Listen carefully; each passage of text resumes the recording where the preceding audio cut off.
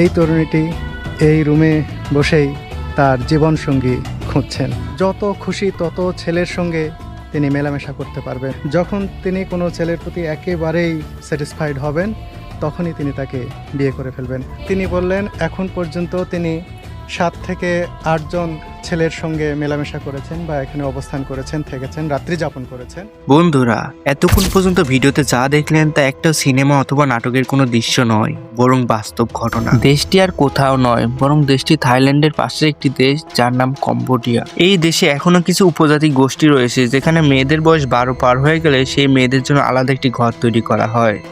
তার থেকেও অবাক করার ব্যাপার হলো এই সুন্দরী তরুণী মেয়েরা সেই ঘরে বসে ছেলেদের জন্য অপেক্ষা করে।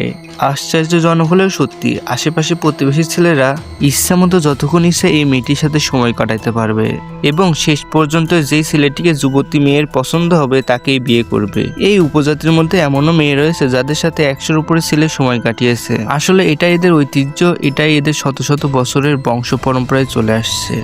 আর যদি কোনো পর্যটক এই কম্বোডিয়া দেশটিতে ঘুরতে যেতে চান তাহলে খুব সহজেই এই দেশের ভিসা পাওয়া যায়। আপনি বাংলাদেশ অথবা ভারত যেখানেই থাকেন না কেন এই দেশটিতে খুব সহজে যেতে পারবেন।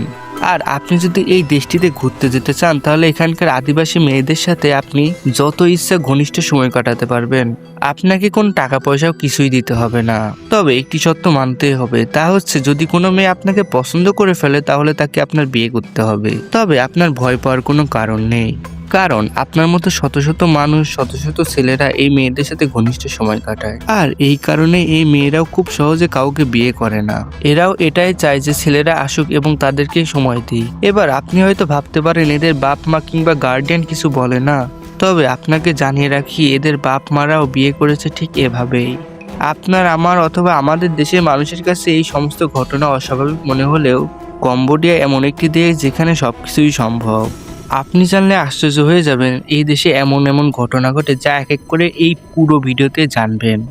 তার আগে আপনাদের কাছে একটি ছোট্ট অনুরোধ, ভিডিওটি প্রথমবার দেখে থাকলে অবশ্যই ভিডিওতে একটি লাইক করুন আর এরকম মজাদার ভিডিও পেতে আমাদের চ্যানেলটি সাবস্ক্রাইব করুন। আর কে কোন দেশ থেকে বা জেলা থেকে দেখতেছেন অবশ্যই একটি কমেন্ট করে জানিয়ে দিন। বন্ধুরা দেখুন, এই যুবতী মেয়েটি অপেক্ষা করছে না, খাবারের অপেক্ষায় বসে নেই। এই যুবতী মেয়েটি অপেক্ষা করছে তার সঙ্গীর জন্য। কোনো এক অবিবাহিত যুবক আসবে এবং তার সাথে ঘনিষ্ঠ সময় কাটাবে।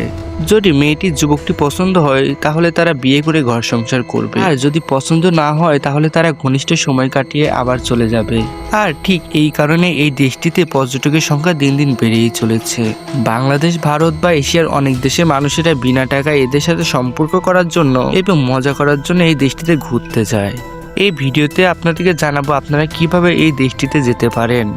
এই সমাজে কোনো মেয়ের বয়স 13 বছর পার হলেই মূল বাড়ির পাশে তার জন্য একটি আলাদা কুটির ঘর তৈরি করা হয়, যা দেখতে কিছুটা এমন হয় এবং এই ঘর তার বাবা মা নিজেরাই তৈরি করে দেয়।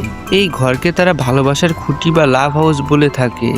দেখুন, যখন এই মেয়েটির কাছে জিজ্ঞাসা করা হলো যে আপনি কয়জন ছেলের সাথে ঘনিষ্ঠ সময় কাটিয়েছেন, তখন এই মেয়েটি কি বলে শুনুন। তিনি বললেন এখন পর্যন্ত তিনি 7 থেকে 8 জন ছেলের সঙ্গে মেলামেশা করেছেন বা এখানে অবস্থান করেছেন, থেকেছেন, রাত্রি যাপন করেছেন। এই উপজাতিদের প্রধান আয়ের উৎস হচ্ছে চাষাবাদ এবং এদের নেই কোনো প্রাতিষ্ঠানিক শিক্ষাযোগ্যতা, নেই কোনো আলাদা কর্মসংস্থান। এদের জীবিকার প্রধান উৎস হচ্ছে সমুদ্র থেকে মাছ ধরা। আশেপাশে জঙ্গলের বিভিন্ন ফল এবং গরু ছাগল লালন পালন করে এদের জীবিকা নির্বাহ করে। তবে আপনি জানলে অবাক হবেন এই পুরো এলাকা জুড়ে তারা প্রচুর পরিমাণে গাঁজা ও আফিমের চাষ করে। অবসর সময় তারা এই গাঁজা এবং আফিম সেবন করে নিজেদের মনোরঞ্জন করে।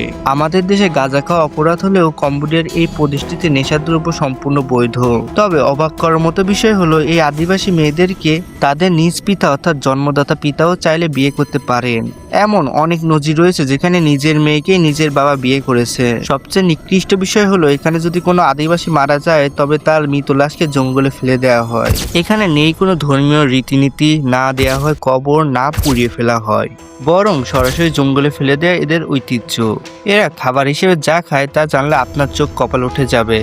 জঙ্গলের পাশে রয়েছে নদী, নদী থেকে ধরে আনে পাইথন, অজগরের মতো সাপ এবং সেই সাপ কেটে রান্না করে খুব মজা করে খায় এরা। এগুলো তারা দুপুরের খাবার এবং রাতের খাবার হিসেবে খায়। আর সকালে নাস্তা হিসেবে খায় সাপের ডিম, জঙ্গলে থাকা পোকামাকড়, মাঝে মাঝে গরুর রক্ত সেবন করে এরা। তাছাড়াও মাঝে মধ্যে নদী থেকে তারা কুমিরও শিকার করে খায়। ব্যাঙ, কেঁচো, কচ্ছপ থেকে শুরু করে কোনো প্রাণীর মাংস এরা বাদ দেয় না। যেহেতু এরা ইসলাম ধর্ম অবলম্বী নয়, তাই এদের কাছে কোনো খাবারেরই বাদ বিচার থাকে না। প্রশ্ন হলো কিভাবে আপনি যুবতী মেয়েদের সাথে চাইলে এই সময় কাটাতে পারেন। এর জন্য আপনাকে যেতে হবে কম্বোডিয়াতে। শুধু কম্বোডিয়াতে গেলেই হবে না, কম্বোডিয়ার শহর অঞ্চলগুলোতে কিন্তু আপনি এদের দেখা পাবেন না। কম্বোডিয়ার প্রত্যন্ত গ্রাম অঞ্চলের মধ্যে টুবুনি নামে এই উপজাতিরা বসবাস করে। আপনি যদি কম্বোডিয়াতে যান তো স্থানীয় মানুষদের কাছে জিজ্ঞাসা করলে তারা এদের ঠিকানা আপনাকে বলে দেবে। এয়ারপোর্ট থেকে নেমে মাত্র 300 টাকা ভাড়াতে এই টুবুনি নামক উপজাতিদের কাছে পৌঁছাতে পারবেন। এখানে ঢোকার পরে এখানকার সুন্দরী মেয়েরা আপনাকে চারপাশ থেকে ঘিরে ধরবে। তারা আপনাকে ডাকবে তাদের বাসায়, হ্যাঁ, তাদের সাথে সময় কাটানোর জন্য, তাদের সুন্দর সময় দেওয়ার জন্য। যদি দেখেন অনেকগুলো মেয়ে আপনার সাথে টানা হিচড়া করছে, তখন আপনি তাদের শান্ত করে বুঝিয়ে বলবেন যে হ্যাঁ, আমি এক এক করে সবার ঘরেই যাব। তাহলে তারা আপনার জন্য অপেক্ষা করবে। আপনি এখানকার সমস্ত সুন্দর মেয়েদের সাথে সময় কাটিয়ে মজা নিতে পারবেন। তবে একটি কথা অবশ্যই মনে রাখবেন, যদি কোনো মেয়ে আপনাকে পছন্দ করে ফেলে তাহলে কিন্তু তাকে বিয়ে করে আসতে হবে।